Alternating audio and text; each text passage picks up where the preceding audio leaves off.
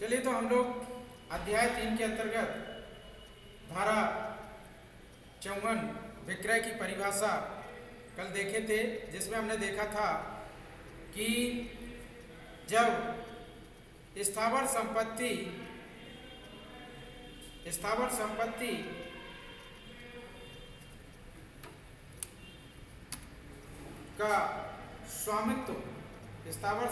का स्वामित्व कीमत के बदले में अंतरित किया जाता है,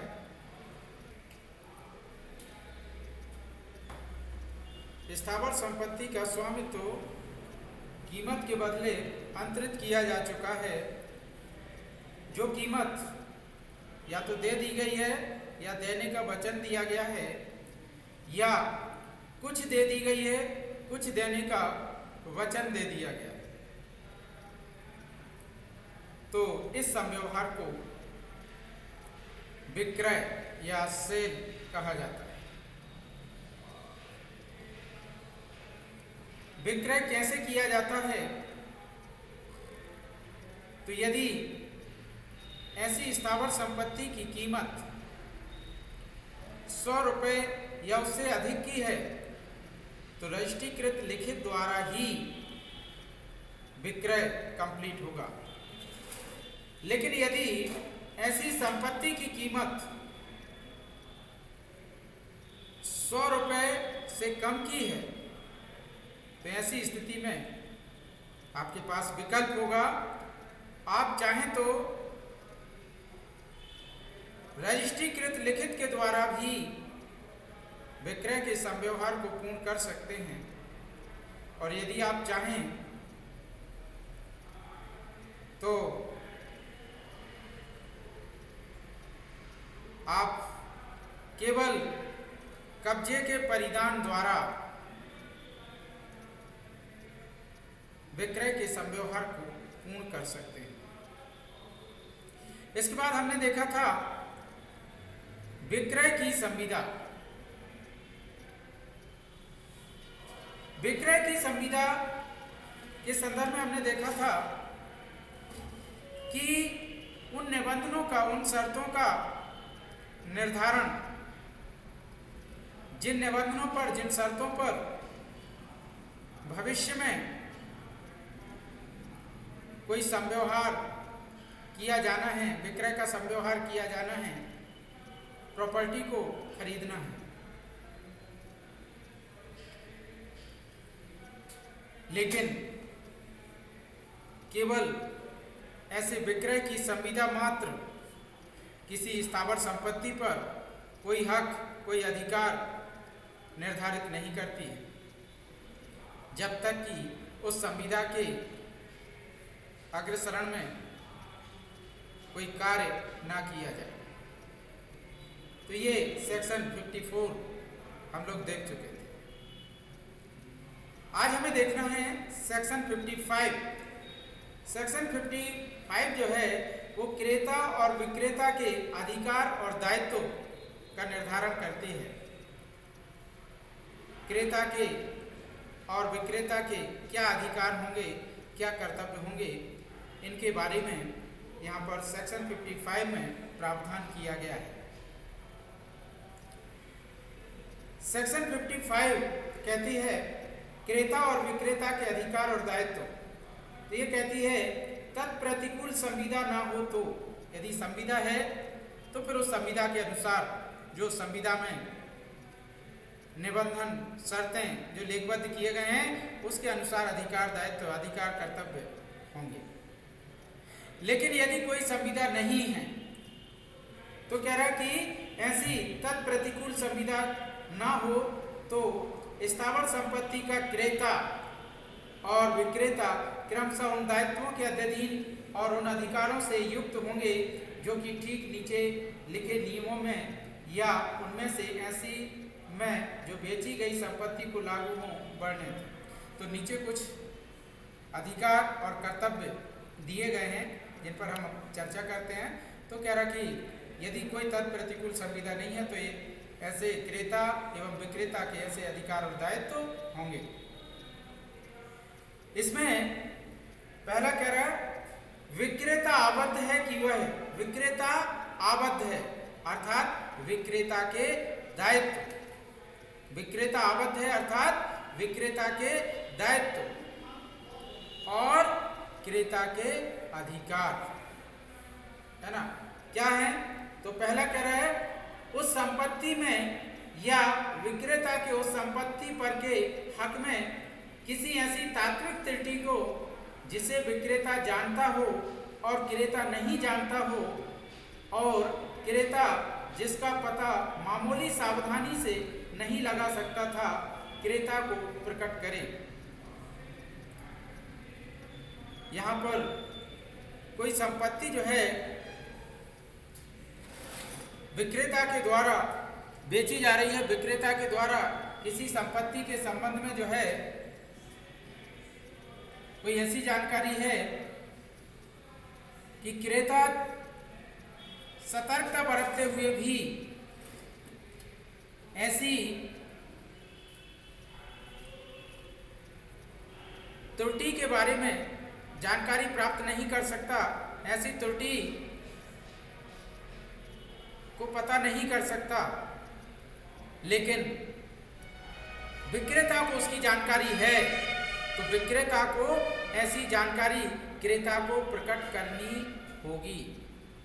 ये विक्रेता का दायित्व है, विक्रेता इसके लिए आबद्ध है और ये क्रेता का हक है, क्रेता का अधिकार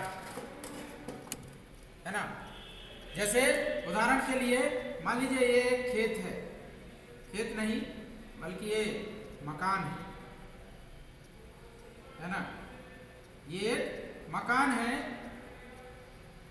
मकान किसका है? सौम्या है ना, सौम्या का ये मकान है ना। इस मकान के लिए जो है ये बेचना चाहती है ना, और इस मकान के लिए निधि जो है खरीदना चाहती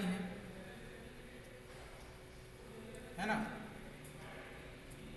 सौम्या का मकान है, इस मकान को सौम्या बेचना चाहती है, निधि खरीदना चाहती है, कोई दिक्कत नहीं। लेकिन ये जो मकान है ये लगभग 100-125 साल पुराना है ना, बहुत पुरानी बिल्डिंग है। लेकिन यहाँ पर सौम्या ने क्या किया, इसमें डेंटिंग पेंटिंग है ना, पुट्टी उट्टी जो है तो ऐसी करवा दी कि ये लग रहा है कि बिल्कुल अभी अभी बन करके तैयार है, बिल्कुल नया लग रहा है।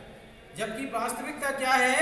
वास्तविकता ये है कि यदि रिएक्टर स्केल जो है तो कहना चाहिए 2 या 3 पर भी जो है तो भूकंप आ जाए तो ये ढह जाएगा, गिर जाएगा, है ना। लेकिन यहाँ पर जो है पुट्टी उट्टी से उसकी दरारें भर के बिल्कुल उसको चमकाए दी। तो अब निधि चाह करके भी ये सारी जो है तो कमियां, ये त्रुटियां जो है तो नहीं देख सकती कि मकान कमजोर है क्या है, उसको जो है तो सौम्या ने इस तरीके से बिल्कुल कर दिया। तो यहाँ पर सौम्या का ये दायित्व है, सौम्या इसके लिए आबद्ध हैं कि वह निधि को बताएं कि देखो इसकी हमने जो है मरम्मत तो करवा दी है, पुट्टी उट्टी करवा दी, पुताई करवा दी, लेकिन ये मकान 110 साल पुराना है ना, थोड़ा कमजोर है ना, तो उस हिसाब से जो है तो रहना। तो ये सौम्या का दायित्व है कि ये जो है तो यहाँ पर निधि को ऐसा जो है तो बताएं, इसकी जो है तो सूचना दें, इसकी जानकारी दें। ठीक, अगला आगे देखते हैं। दूसरा कह रहा है कि उस संपत्ति संबंधी जो हक की दस्तावेजों विक्रेता के कब्जे या उस संपत्ति संबंधी जो हक की दस्तावेजों विक्रेता के कब्जे या शक्ति में हो, उन सबको क्रेता को उसकी प्रार्थना पर परीक्षा के लिए पेश करें, है ना। उस संपत्ति संबंधी जो हक्की दस्तावेज हैं विक्रेता के कब्जे या शक्ति में, तो यहाँ पर स्वामिया का यह दायित्व है कि इस मकान से संबंधित जो भी दस्तावेज हैं, है ना, तो यदि क्रेता अर्थात निधि, है ना, ऐसे दस्तावेजों को मंगाती हैं कि हमें उनका निरीक्षण करना, वो दस्तावेज जो है तो देखना है ना, तो ऐसी स्थिति में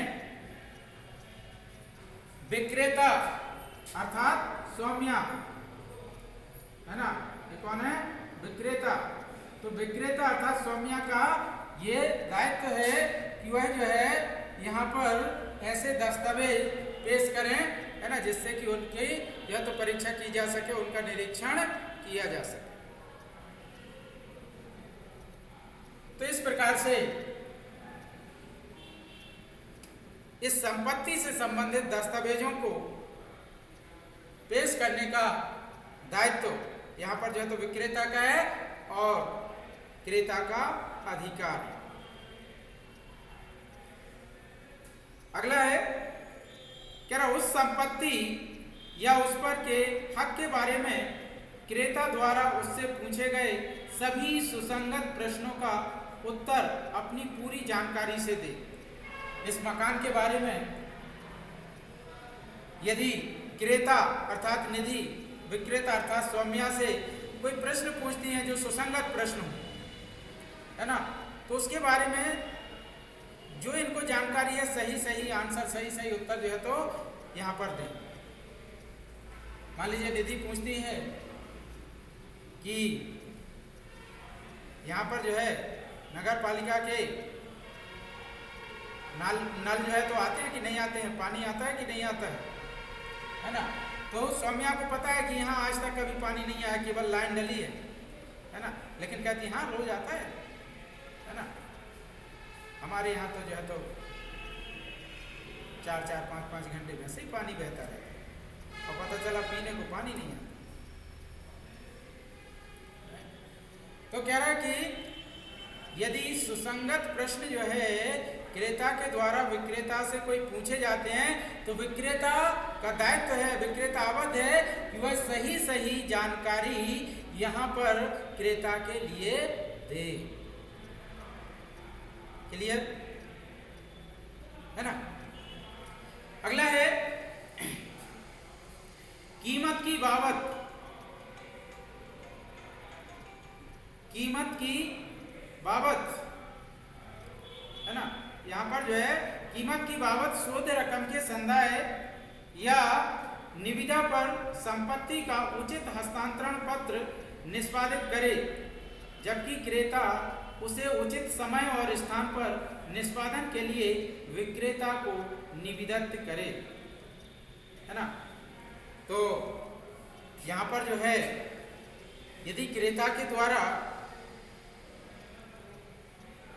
विक्रेता का पैसा दे दिया गया, भुगतान कर दिया गया, है ना, तो विक्रेता को उस संपत्ति से संबंधित दस्तावेज आदि जो है तो क्रेता को दे देने चाहिए। ये जो है तो विक्रेता का दायित्व है। क्या कह रहा है? कीमत की बाबत शोध रकम के संदाय या निविदा पर, है ना, जो शोध रकम थी, जितना पैसा देना था वो क्रेता ने विक्रेता को दे दिया। जो कीमत थी वो क्रेता ने विक्रेता को दे दी, निधि ने स्वामिया को दे दी, है ना। तो कह रहा कि कीमत की बाबत शोध रकम के संदाय या निविदा पर संपत्ति का उचित हस्तांतरण पत्र निष्पादित करे। तो इस प्रॉपर्टी को, इस मकान को ट्रांसफर करने के लिए उचित हस्तांतरण पत्र, अंतरण जो है तो कहना चाहिए दस्तावेज, वहां पर जो है तो उचित रूप से जो है निष्पादित करे। और कह रहा कि जबकि क्रेता उसे उचित समय और स्थान पर निष्पादन के लिए विक्रेता को निविदित करे, है ना। क्रेता के लिए भी क्या कहा है कि उचित समय पर और उचित स्थान पर जो है तो वह अपने जो है तो राशि का भुगतान करे, कीमत का भुगतान करे, है ना। पता चला कि निधि ने कहा कि सौम्या रात के 12 बजे मोटे के महावीर के पीछे जो पहाड़ी है उस पहाड़ी पे आकर के अपना पैसा ले लेना और वहीं पर हमारे लिए जो है तो एक स्टाम्प पर जो है तो पूरा समव्यवहार जो है तो हमारे नाम से जो है तो मकान कर देना। तो ना तो समय उचित है और ना ही स्थान उचित है ना। तो उचित समय और उचित स्थान ये भी ध्यान रखना है। ठीक, तो उचित समय और उचित स्थान पर यदि क्रेता के द्वारा कीमत का संदाय कर दिया जाता है, राशि का शेष राशि का भुगतान कर दिया जाता है, तो विक्रेता जो है तो आबद्ध है कि उस संपत्ति से संबंधित दस्तावेज का निष्पादन करे। क्रेता के पक्ष में जो है तो ऐसी दस्तावेज का निष्पादन करे। इसके बाद अगला है विक्रय संविदा और उस संपत्ति के परिधान की तारीखों के बीच उस संपत्ति को और उस पर के हक संबंध सब दस्तावेजों को जो उसके कब्जे में हो ऐसी सावधानी से रखे जैसी मामूली प्रज्ञा वाला स्वामी ऐसी संपत्ति और दस्तावेजों को रखता है। यहाँ पर क्या हुआ, यहाँ पर जो है मान लीजिए विक्रय की संविदा हुई है ना, अभी विक्रय कंप्लीट नहीं हुआ, अभी विक्रय कंप्लीट नहीं हुआ, विक्रय पूर्ण नहीं हुआ है ना। अभी क्या हुआ है कि केवल विक्रय की संविदा हुई। सौम्या ने कहा कि हम ये अपना मकान 50 लाख रुपए में जो है तो आपको बेचेंगे है ना, और निधि ने भी कहा कि हम आपका मकान 50 लाख रुपए में खरीदेंगे। और इस संविदा को क्या किया, लेखबद्ध कर लिया। इसे जो है तो लिखित जो है तो कहना चाहिए कि लिखित रजिस्टर्ड जो है तो संविदा हो गई। तो ऐसी स्थिति में है ना संविदा हो गई। और संविदा के लिए यहाँ पर क्या कहा गया कि 1 जनवरी 2021 को इस संविदा के निबंधनों के आधार पर, इस संविदा की शर्तों के आधार पर हम उस संपत्ति को खरीद लेंगे। या विक्रेता ने कहा कि 1 जनवरी 2021 को हम अपनी संपत्ति, अपना मकान आपको बेच देंगे।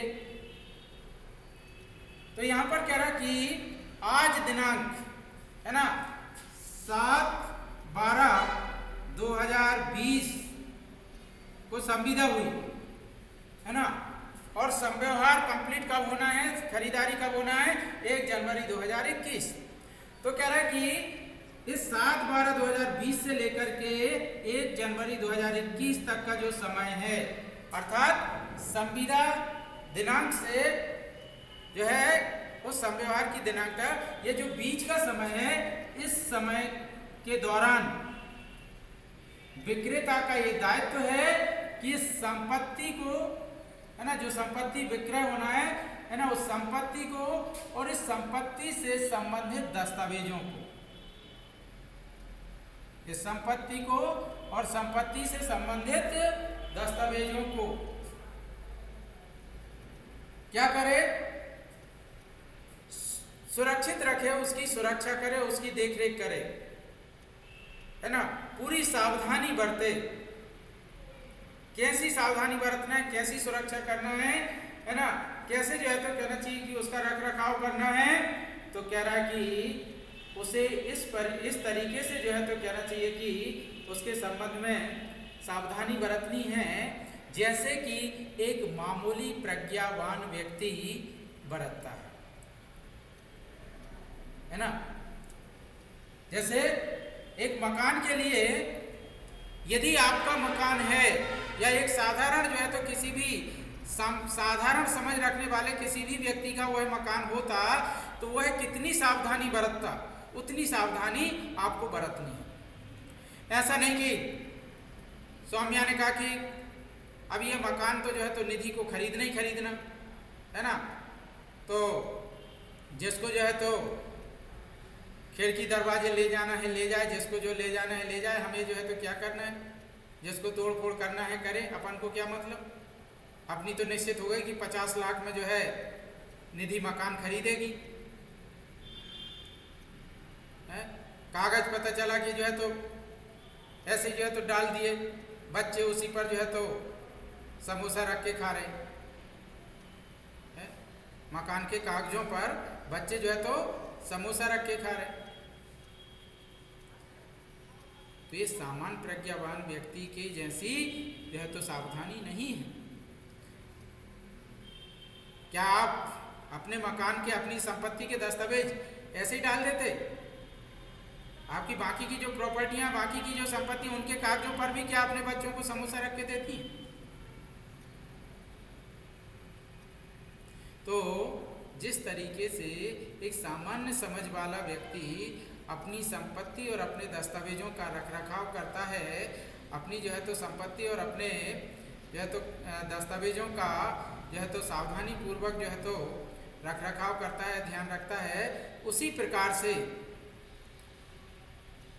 आपको भी क्या करना है कि उस संपत्ति के संदर्भ में ध्यान रखना है, सावधानी रखना है, उसका रखरखाव रखना है।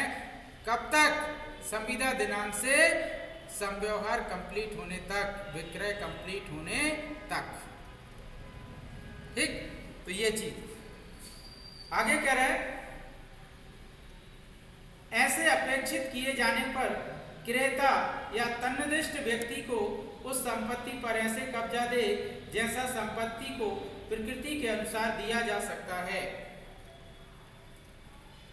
तो यहां पर विक्रेता के लिए क्रेता ने पैसा दे दिया, विक्रेता के लिए क्रेता ने संपत्ति की कीमत दे दी, पैसा दे दिया, है ना, दस्तावेज निष्पादित हो गए।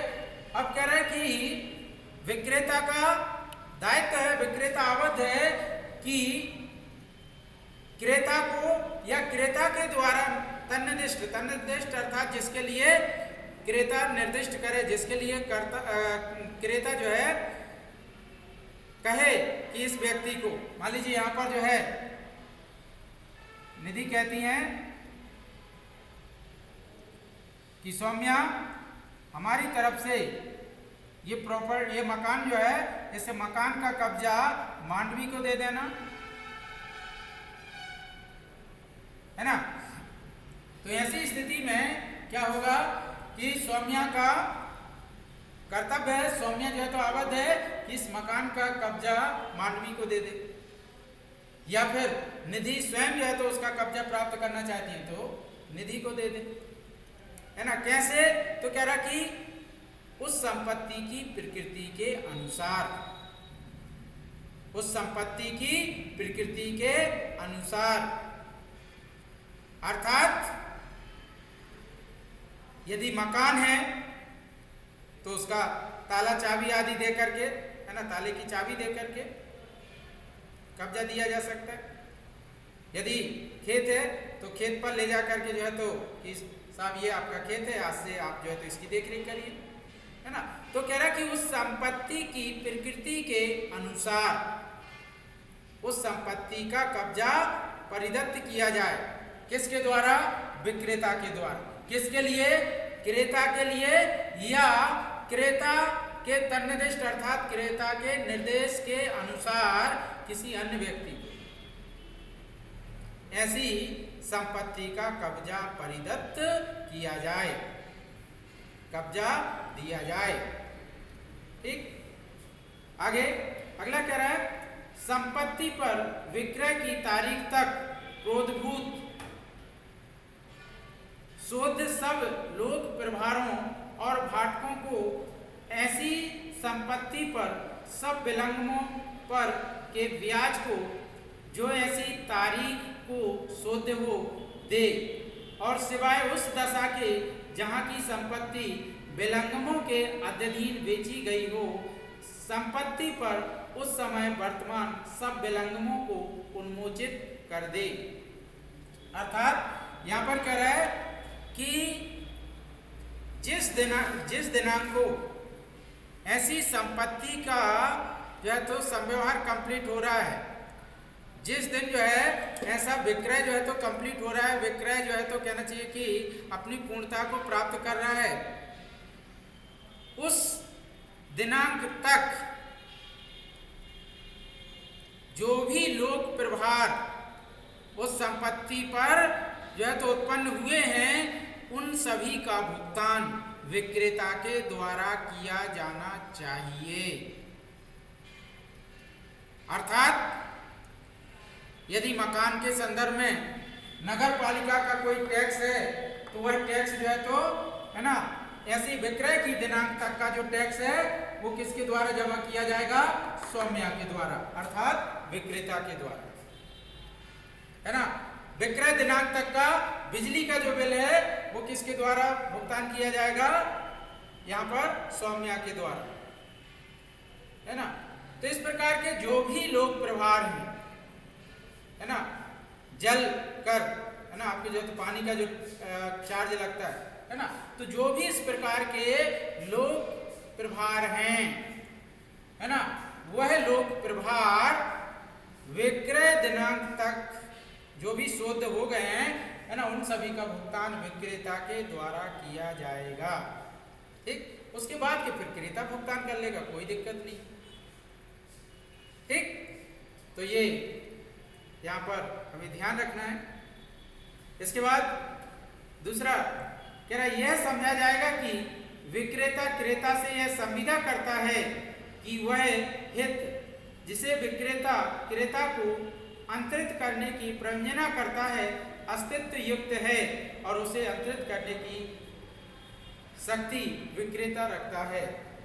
यहाँ पर कह रहा कि चाहे इस चीज का संविदा में उल्लेख हो या ना हो, विधि ये मान के चलेगी कि दोनों के बीच में यह संविदा हुई थी।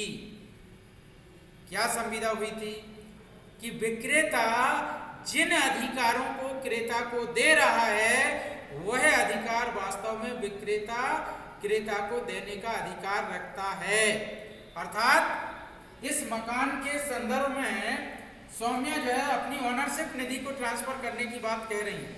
इसका मतलब क्या है कि सौम्या जो है तो निधि से ऐसा कॉन्टेक्ट करती है, ऐसी जो है तो संविदा करती हैं कि ये जो मकान है,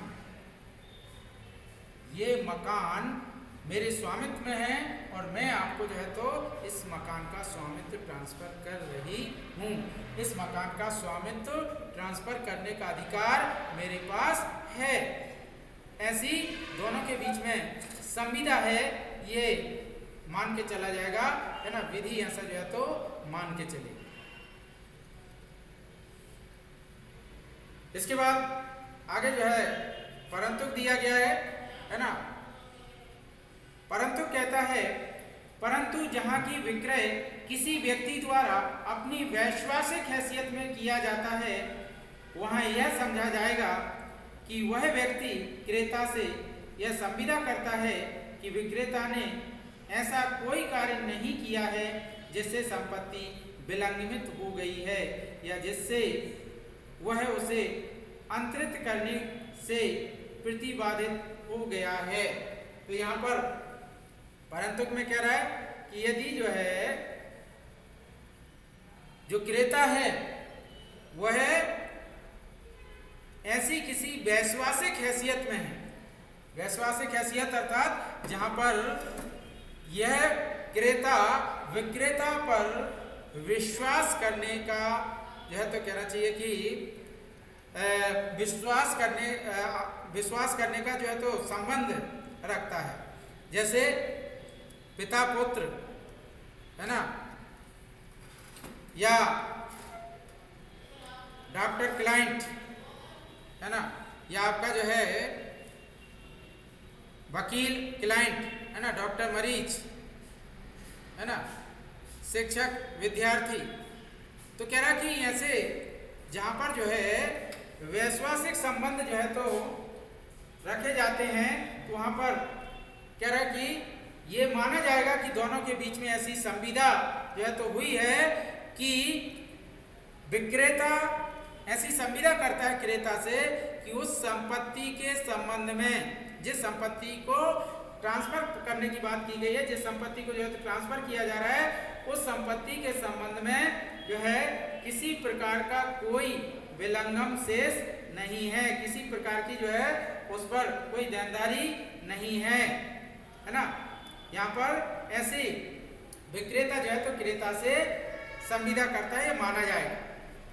ठीक, आगे कह रहा है इस नियम में वर्णित संविदा का फायदा अंतर्ती की हैसियत में उस अंतर्ती के हित के साथ उपबद्ध रहेगा, अर्थात जुड़ा रहेगा और जाएगा, और ऐसे हर एक व्यक्ति द्वारा प्रवर्तित कराया जा सकेगा जिसमें समय समय पर वह हित संपूर्णता या उसका कोई भाग निहित हो। इसका मतलब यह है कि जो अधिकार यहाँ पर क्रेता के लिए दिए गए हैं, यहाँ पर जो अधिकार विक्रेता के माध्यम से क्रेता को दिए गए हैं, वह अधिकार आगे भी अंतरित होते रहेंगे, आगे भी जो है तो ट्रांसफर होते रहेंगे यदि वह प्रॉपर्टी अन्य व्यक्ति को अंतरित होती है, अर्थात क्रेता के हित प्रतिनिधि या क्रेता के उत्तराधिकारियों को या क्रेता के द्वारा किसी अन्य व्यक्ति को वह प्रॉपर्टी ट्रांसफर की जाती है, तो ऐसे अन्य अंतर्ती को भी वह अधिकार अंतरित हो जाए। तो इस प्रकार से ये जो है तो हमें यहाँ पर ध्यान रखना। आगे कह रहा है जहाँ की विक्रेता को पूर्ण क्रय धन दे दिया गया है, जहाँ की विक्रेता को पूर्ण क्रय धन दे दिया गया है, वहाँ वह क्रेता को संपत्ति के से संबंधित सब ऐसी हक की दस्तावेजों का भी परिधान करने के लिए आबद्ध है जो विक्रेता के कब्जे या शक्ति में हों। स्वाभाविक सी बात है, यहाँ पर जो है विक्रेता के लिए क्रेता ने जो संपत्ति के संदर्भ में कीमत निर्धारित हुई थी, वह सारी कीमत का भुगतान कर दिया है। पूरी क्रय राशि जो है क्रेता के द्वारा विक्रेता को दे दी गई है। तो भाई साहब अब जो है तो आप उसके लिए उसकी संपत्ति के कागज दे दीजिए, उस संपत्ति से संबंधित सारे हक दस्तावेजों को जो है तो विक्रेता के द्वारा क्रेता को दे दिया जाए, है ना। यहाँ पर जो है यदि क्रेता अर्थात निधि के द्वारा 50 लाख की पूरी राशि विक्रेता अर्थात सौम्या को दे दी गई, तो अब सौम्या का ये कर्तव्य भी है और सौम्या आबद्ध भी है कि उस संपत्ति से संबंधित, इस मकान से संबंधित जितने भी दस्तावेज सौम्या के कब्जे में है, सौम्या के जो है तो कहना चाहिए कि पोजीशन में, वो सारे दस्तावेज सौम्या के द्वारा निधि को परिदत्त कर दिए जाएं, निधि को दे दिए जाएं, है ना। इसके लिए विक्रेता आबद्ध है, क्योंकि उसके लिए जो है उस संपत्ति से संबंधित संपूर्ण क्रय राशि जो है तो दे दी गई, ठीक। परंतु, है ना, वैसे सामान्य सिद्धांत क्या कह रहा है कि जैसे ही जो है क्रेता ने क्रय धन की संपूर्ण राशि का भुगतान विक्रेता को कर दिया है, तो विक्रेता उस संपत्ति से संबंधित हक दस्तावेज, हक विलेख जो है वो सारी की सारी दस्तावेजें क्रेता को सौंप दे। लेकिन, किंतु, परंतु क्या कह रहा है? कह रहा जहां की विक्रेता ऐसी दस्तावेजों में समाविष्ट संपत्ति के किसी भाग को अपने पास प्राधिकृत करता है, वहां वह उन सब दस्तावेजों का प्रतिधारण करने का हकदार है। यहां पर क्या होगा? ये जो मकान है इसमें 1 2 3 4 5 6 7 8 फ्लैट है ना। इस जो है तो भवन में, इस बिल्डिंग में 8 फ्लैट है ना। अब सौम्या के पास जो है तो इसके संपूर्ण दस्तावेज हैं, है ना। इन 8 फ्लैट में से निधि ने केवल एक फ्लैट खरीदा है, निधि ने केवल एक फ्लैट जो है तो खरीदा है। तो ऐसी स्थिति में, है ना, चूंकि दस्तावेज एक ही है ना, तो ऐसी स्थिति में इस जो है तो कहना चाहिए कि संपत्ति के संदर्भ में जो दस्तावेज हैं उनको विक्रेता अपने पास रखे रह सकता है, अपने पास रखे रहेगा, है ना, अपने पास रख सकता है ना। और आगे क्या कह रहा है, और जहां की ऐसी संपूर्ण संपत्ति विभिन्न क्रेताओं को बेची जाती है, वहां सर्वाधिक मूल्य वाले टुकड़े का क्रेता उन दस्तावेजों का हकदार है। मान लीजिए यहाँ पर ये जो 8 फ्लैट हैं, है ना, इन 8 फ्लैट में से जो है तो कहना चाहिए कि 4 लोगों ने मिलकर के, है ना, या 3 लोगों ने मिलकर के ये फ्लैट जो है तो खरीदे। एक जो है तो निधि हो गई, दूसरी जो है तो मांडवी हो गई, और तीसरी जो है तो अफसान हो गई,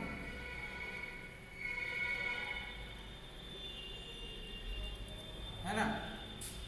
तो इन 3 लोगों ने मिलकर के ये जो है संपत्ति को, इस पूरी बिल्डिंग को जो है तो खरीद लिया, है ना।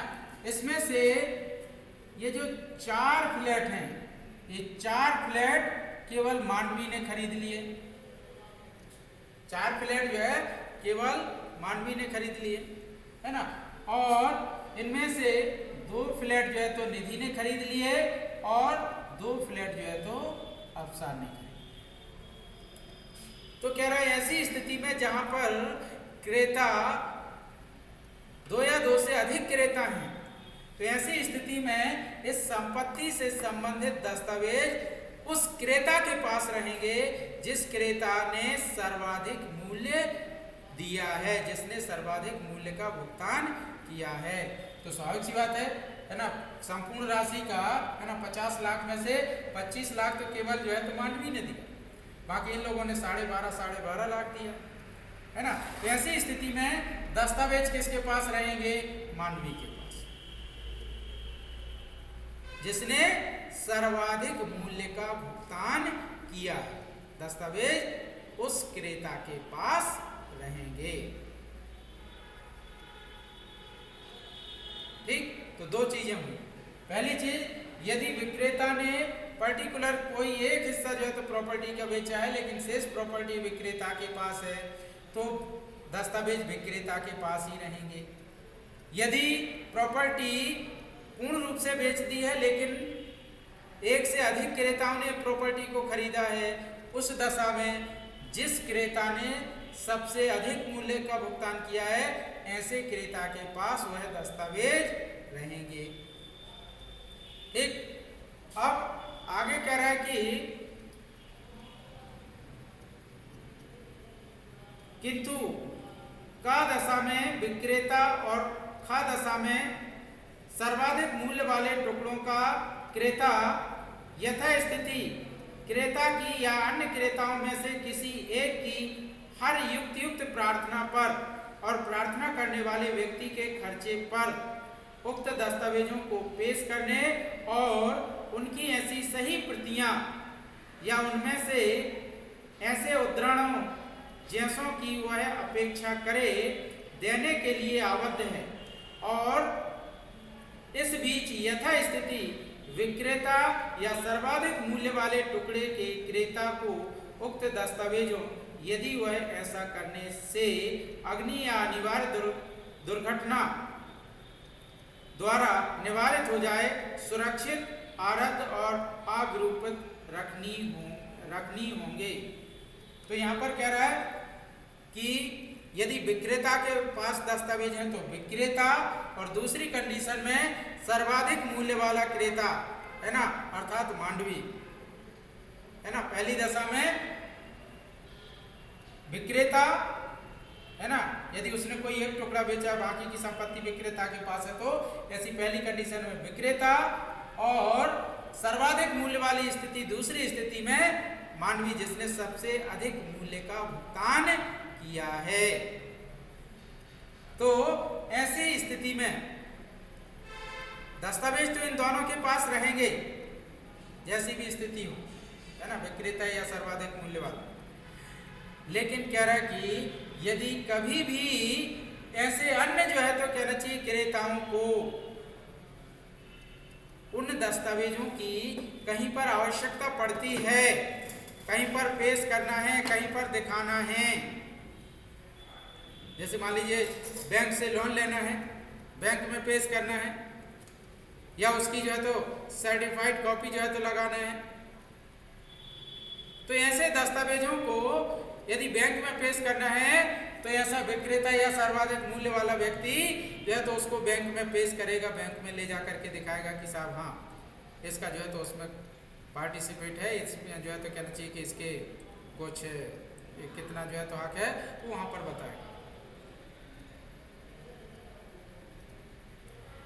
या फिर वह उन दस्तावेजों में से किसी दस्तावेज की फोटोकॉपी चाहता है तो वो फोटोकॉपी उपलब्ध कराई जाएगी।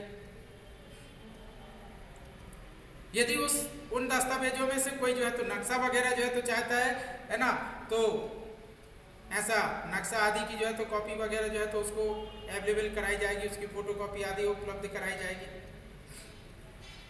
तो इस प्रकार से जो है ऐसे अन्य जो है तो क्रेताओं के आवेदन पर, निवेदन पर, प्रार्थना पर जो है तो ऐसा विक्रेता या सर्वाधिक मूल्य वाला क्रेता ऐसी दस्तावेजों को पेश करने या प्रस्तुत करने या उसका उद्धरण या जो है तो उसकी फोटोकॉपी आदि जो है तो उपलब्ध कराने के लिए आवद्ध होगा। लेकिन क्रेता ने तो कह दिया कि जो है तो बैंक में आ जाना दस्तावेज लेकर के, लेकिन बैंक तक आने में उसके लिए जो 200 रुपये का पेट्रोल लग गया, फोटोकॉपी कराने में उसके लिए जो 100 रुपये लग गया, इसका भुगतान कौन करेगा? तो इसके लिए वह क्रेता भुगतान करेगा जिसने ऐसी अपेक्षा की है ना। जो भी खर्चा होगा ऐसा क्रेता भुगतान करेगा जिसने ऐसे दस्तावेज को पेश करने की अपेक्षा की है। ठीक, तो ये जो है तो यहाँ पर कहना चाहिए कि विक्रेता के दायित्व बताए गए हैं, है ना, इनके लिए विक्रेता आवद्ध है। अब आगे कह रहा विक्रेता हकदार है, मतलब विक्रेता के अधिकार। विक्रेता किन किन का हकदार है, किन किन का जो है तो कहना चाहिए कि वह अधिकारी है ना, उसके संदर्भ में जो है यहाँ पर बताया गया है। तो विक्रेता के किन किन का हकदार है इसके संदर्भ में हम लोग जो है अगले जो है तो कहना चाहिए लेक्चर में हम लोग इसके संदर्भ में चर्चा करेंगे।